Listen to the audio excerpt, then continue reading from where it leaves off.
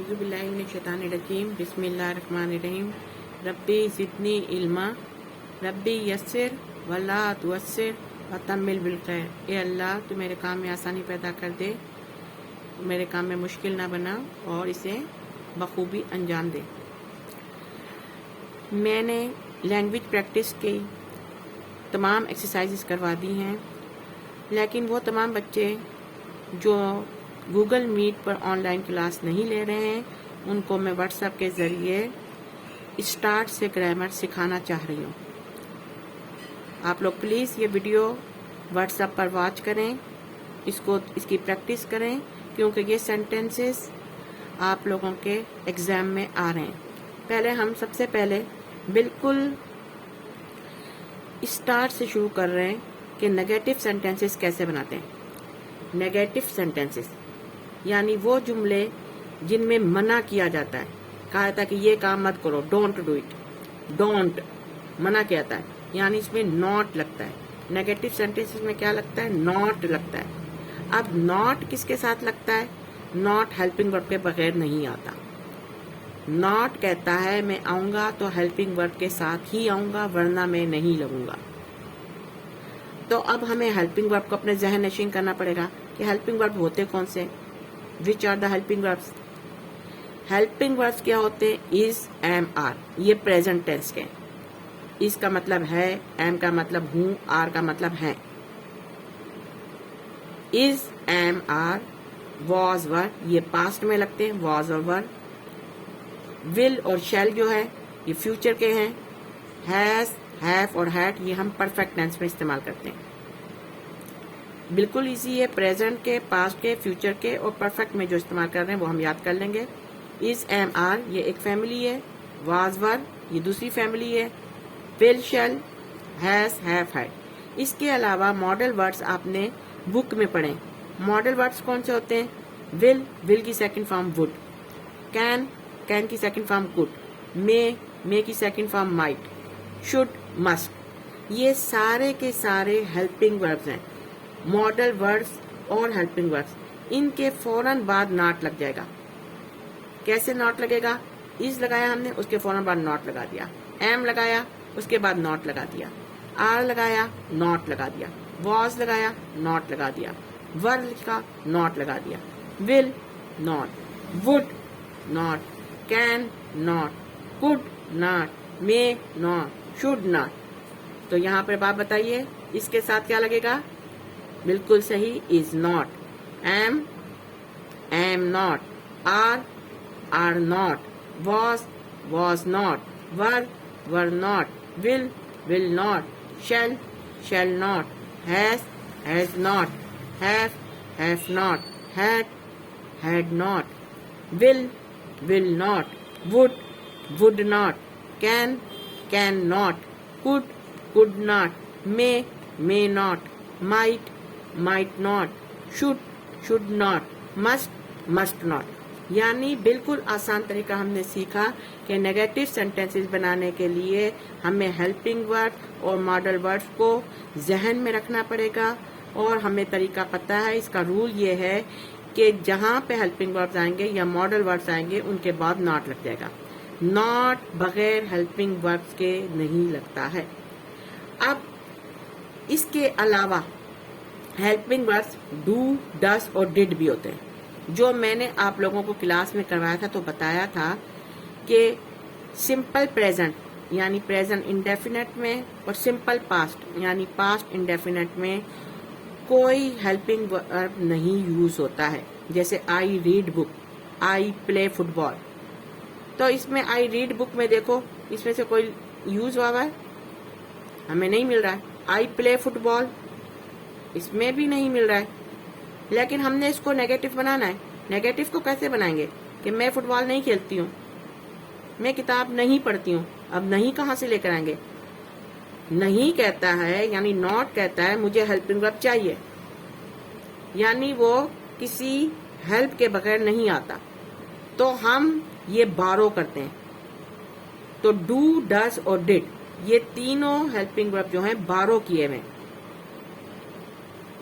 हम डू के साथ डू नॉट बना देंगे, डस के साथ डज नॉट बना देंगे, डिड के साथ डिड नॉट बना देंगे। यानी ये भी हेल्पिंग वर्ब है, डू, डज और डिड। ये डी की फैमिली है, डू की फैमिली है। Do not, does not, did not. तो हमने ये हेल्पिंग वर्ब अच्छी तरीके से याद करने हैं।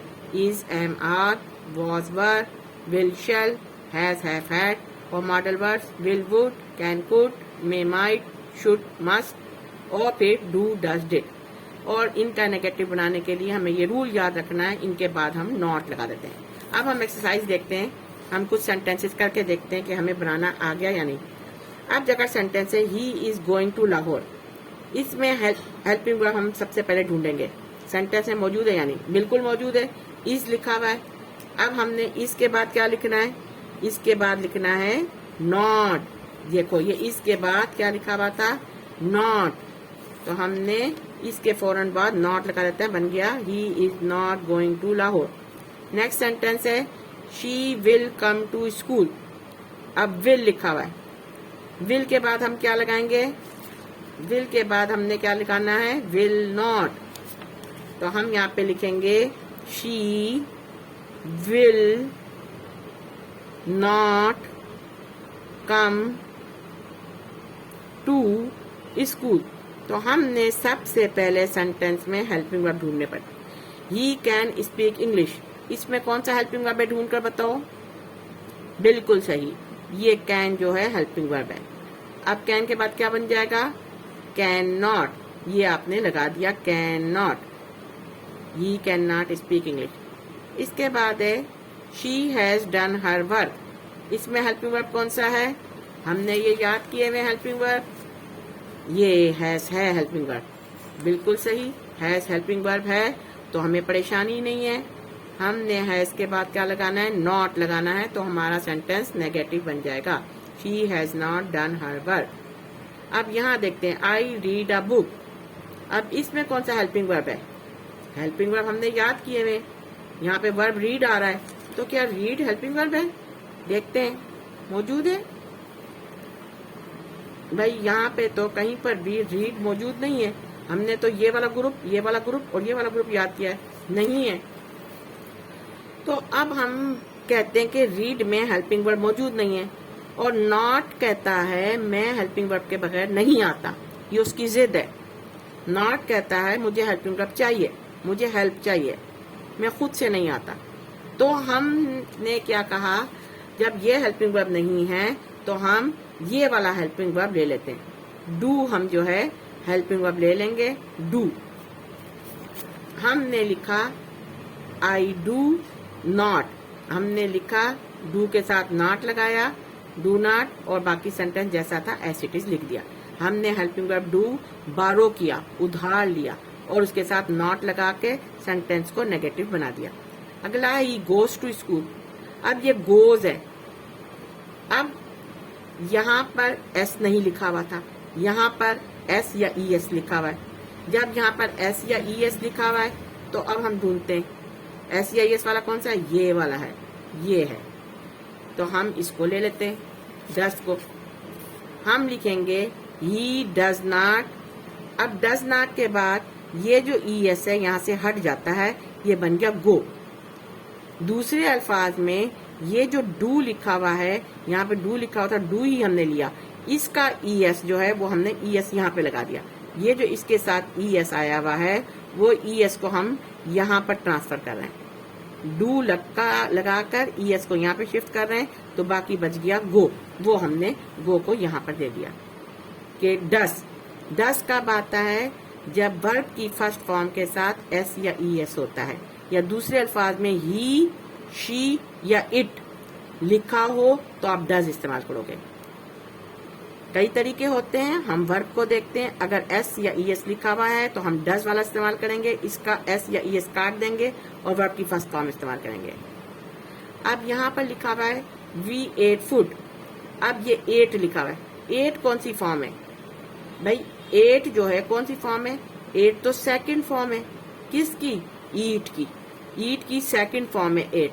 तो हम अब ये सेकंड फॉर्म वाला लेंगे। ये जो है डिड जो है वो सेकंड फॉर्म है, डिड सेकंड फॉर्म है किसकी? डू की। असली जो वर्ब है वो डू है, डू असली हेल्पिंग वर्ब है। डू से हमने डज बनाया डू की सेकंड फॉर्म डिड लिखी। डिड की कब जरूरत पड़ेगी? जिस वक्त सेंटेंस में वर्ब की सेकंड फॉर्म मांगी गई होगी। वर्ब की सेकंड फॉर्म हमें नजर आई तो हमने फौरन डिड यानी जो सेकंड फॉर्म थी डू की वो यहाँ पे लिख दी। अब हमें यहाँ पर हमें फर्स्ट फॉर्म में लिखना पड़ेगा। अगर हम यहाँ पे सेकंड फॉर्म लिखेंगे तो ये सेकंड फॉर्म दोनों एक दूसरे को कैंसिल कर देंगे। तो हमें तो सेंटेंस पास्ट में बनाना है क्योंकि ये पास्ट में सेंटेंस है, इसलिए यहाँ पर हमने लिखा first form. We did not eat food, जैसे यहाँ पे गो लिखा था, फर्स्ट फॉर्म लिखी थी, हमने गोस नहीं लिखा।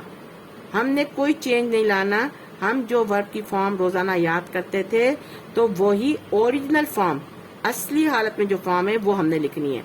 रीड आपकी असली फॉर्म है, आपने डू नॉट के साथ असली फॉर्म एक्चुअल कंडीशन लिखी। अब यहाँ पे डस के साथ भी एक्चुअल यानी गो की फॉर्म आपने याद की हुई है और आपने ईट की फॉर्म याद की हुई है, तो यहाँ पे ये आया। चाहे डू नॉट लिखा हो, चाहे डज नॉट लिखा हो, चाहे डिड नॉट लिखा हो, वर्ब की कौन सी फॉर्म आ रही है? फर्स्ट फॉर्म, ये याद रखना है। डू नॉट हो, डज नॉट हो या डिड नॉट हो, वर्ब की फर्स्ट फॉर्म ही इस्तेमाल होगी। Do not, does not, did not, तीनों के साथ वर्ब की फर्स्ट फॉर्म लगेगी, ये हमने याद रखना है। डू नॉट हो, डज नॉट हो, डिड नॉट हो, कौन सी फॉर्म आएगी? वर्ब की फर्स्ट फॉर्म, यानी प्ले आएगा, रीड आएगा, राइट आएगा, ईट आएगा, ड्रिंक आएगा। हम इसको ड्रिंक्स नहीं लिख सकते, ईट्स नहीं लिख सकते, राइट्स नहीं लिख सकते, प्लेज नहीं लिख सकते, और ना ही सेकंड फॉर्म में भी नहीं लिख सकते। प्लेड नहीं लिख सकते, एट नहीं लिख सकते, ड्रैंक नहीं लिख सकते।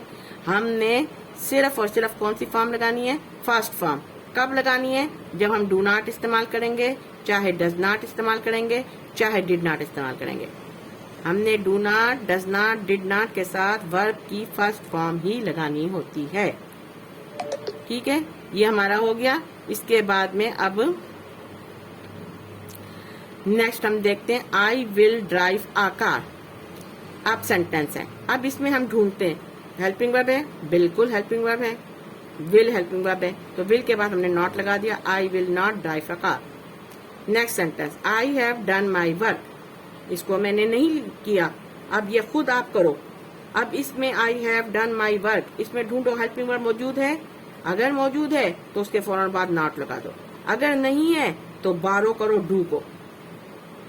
डू को फिर अपनी नीड्स के मुताबिक रखो कि डू लगाना है, डज लगाना है या डिड लगाना है। अगला, my father writes a letter, अब इसमें देखो हेल्पिंग वर्ब मौजूद है, अगर नहीं है तो फिर देखो डू लगेगा या डज लगेगा या डिड लगेगा। फिर सलमा वेंट टू मार्केट, इसमें चेक करो हेल्पिंग वर्ब मौजूद है सेंटेंस में, अगर है तो ठीक है नॉट लगा दो, और अगर नहीं है तो फिर देखो डू लगेगा या डज लगेगा या डिड लगेगा, यानी डू नॉट लगेगा या डज नॉट लगेगा या डिड नॉट लगेगा, और उसके बाद वर्ब की फर्स्ट फॉर्म ही लगानी है। नेक्स्ट है शी विल कुक फूड, इसमें देखो हेल्पिंग वर्ब मौजूद है, अगर है तो हेल्पिंग वर्ब के बाद नॉट लगा दो, अगर हेल्पिंग वर्ब के बाद हेल्पिंग वर्ब नहीं है तो फिर आप डू वाली फैमिली लेकर आओ। देखो यहाँ पे डू लगता है, डू नॉट लगेगा या डज नॉट लगेगा या डिड नॉट लगेगा, और उसके बाद वर्ब की फर्स्ट फॉर्म ही आएगी। तो ये आपके लिए ये मैंने सेंटेंस दिए हैं, इसको आप अच्छी तरीके से देखो और इसकी प्रैक्टिस करो, इसको समझो, और फिर मुझे जो चीज समझना है मुझ पे व्हाट्सएप पर गाइडलाइन लें। ठीक है, मैं आपको समझाऊंगी और इस सेंटेंस को करके मुझे व्हाट्सएप पर सेंड कर दें। वो तमाम बच्चे जिनको इंग्लिश ग्रामर मुश्किल लग रही है अभी भी, तो उनके लिए मैंने स्टार्ट से किया है, तो आप इनको समझें और इनकी प्रैक्टिस करें, इनको याद रखें और फिर मुझे व्हाट्सएप पे सेंड कर दें, क्योंकि 50 मार्क्स के MCQs आ रहे हैं और हमें अच्छे नंबर लेने हैं इंशाल्लाह ताला। ओके बेटा, अल्लाह हाफिज।